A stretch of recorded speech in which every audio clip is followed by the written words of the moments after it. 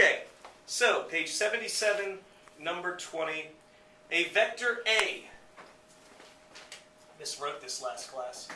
Vector A has a magnitude of 40 meters. You need to get used to this notation so that you see these double lines. You realize I am talking about the magnitude of the vector. Connor, here's the only reasons why our answers will differ. Theta, the angle for A, which I'm calling theta sub A, is negative 20.0 degrees, because the book says it's below the positive x-axis.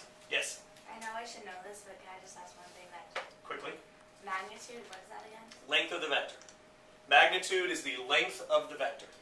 How long it is. It's also the length of the hypotenuse of the triangle, since I've compared every vector to a triangle so far. I should just start calling it the hypotenuse, but I'd like you to learn the word magnitude.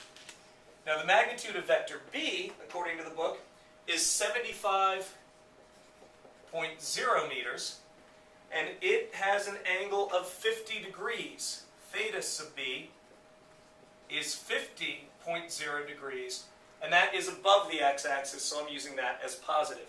How many significant digits has the book given us? 2. 3. 3, that's what these point zeros are all for.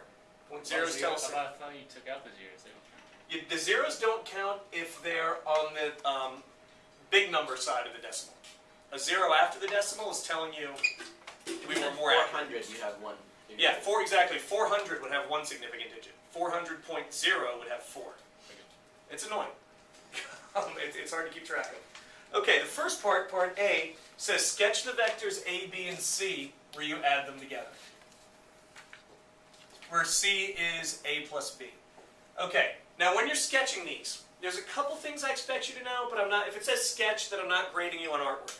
When we added two vectors for the first time yesterday, I tried carefully to draw the tick marks well. Okay? But let's do vector B first, because it's in quadrant 1.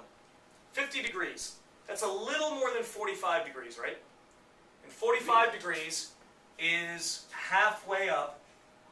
I think that's exactly 45. I was trying to make it 50, and I think I got 45 exactly. Anyway, if you're close to 45, I'm going to be fine with it. Okay, so this is vector B. Now, I don't care if you get it exactly 75 of any units long.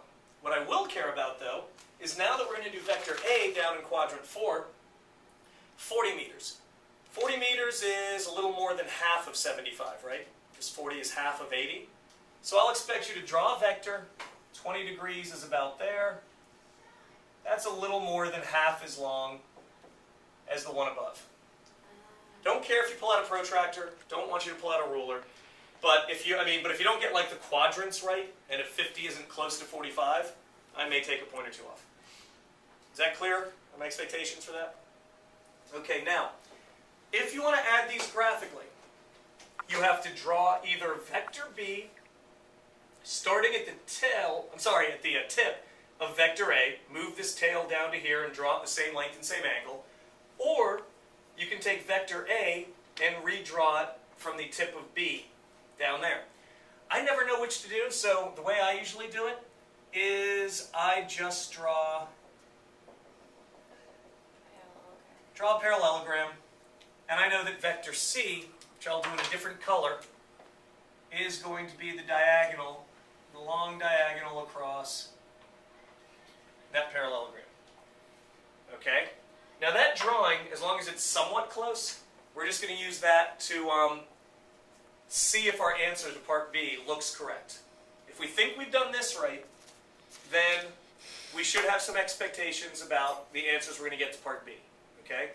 Those expectations. 1, do you think C should have a greater magnitude than A or B? Yes. Yes. Do you think C should have a positive angle less than 50 degrees? Yeah. Yes. If we don't get answers like that, we need to double check our work. All right, so those are some expectations we can have in here. Now, okay, vector C. Part B, this was the answer. This is the answer to A. B says actually do it. Now we have to find the components. It says use the component method. Here's something I need you guys to get very quickly. I need you guys to get quick at, period. There's a simple way to find the components. In a short period of time. Yes. Vector A is going to be 40 cosine negative 20 degrees, comma, 40 sine negative 20 degrees. See, I did that without the negative. That's why. Same thing for Connor. Connor did the same thing That's without why. the That's where I negative. messed up. Like I Yep. would have been exact. Where do you get cosine? How do you, I don't understand where you. Remember that chart I did of the triangle yesterday, like everything you need to know? Yeah. Okay, here's my triangle. Here's my theta. The hypotenuse is always the magnitude of the vector, right? Yeah. Okay.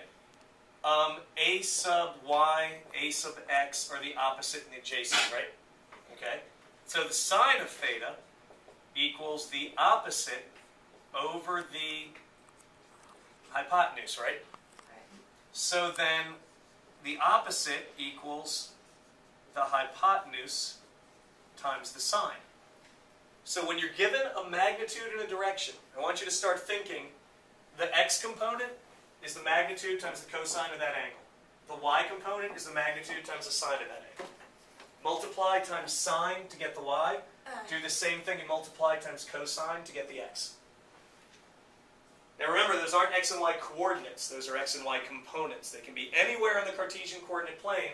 They're the lengths of the legs of the triangles. All right? So that's what I want you to get good at. It's this thing we did yesterday. I just want you doing it like, oh, they gave me the length and the angle. Boom. These are the components. Now, unlike pre-calculus, where I'm always saying, give me exact answers, leave in the square root of 2 over 2, leave in all that kind of stuff. Here I'm like, put it in your calculator and get me the right answer to get me the decimal with the correct number of significant digits. So, 40. Double check me on this. Should we double check me with your own calculators and getting the practice Should in? it be in degrees? What if you Please be in degrees, yes. You're going to have to switch your calculators back and forth from degrees and radians between this class and pre-calculus for most of the year. Don't you have a tripod? I need to bring it in. I thought I did. I'm so 40. sorry. 40 cos negative 20 is 40, just 40.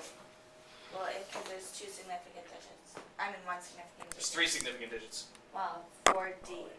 I'm sorry, it's 40.0. I didn't Oh, write it right, over there. okay. That's a good call. Thank you for paying attention to that. So it's 37.6. Correct. And then the 3 significant digits, which I did not write correctly. Thank you. 40 sine. Well, I didn't round. Yeah, you got to round it there. Is negative 13.7. Yeah. Okay. So working perfectly there? All right, keep an eye on it. Thank you, though. Excellent. Glad you found the spot.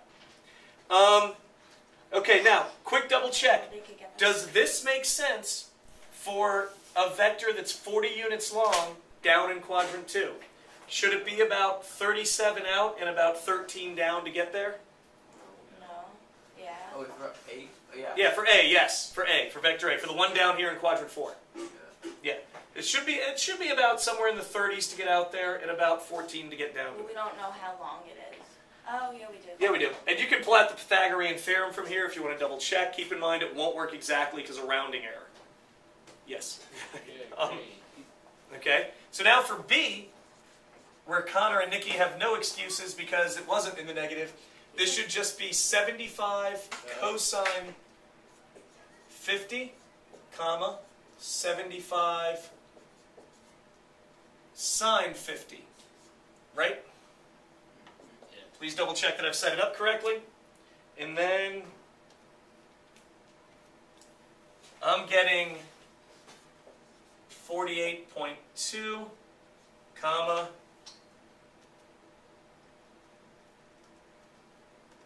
Yeah. 57.5. Have I rounded and punched in buttons correctly? Excellent. Yeah, it was just the rounding. That's where I would have Okay. had those numbers. Yeah, I saw those numbers in there mostly. Now, Parker stuck the video. it's fine. It's working fine. It's disappeared. Anyway, it's in the right spot.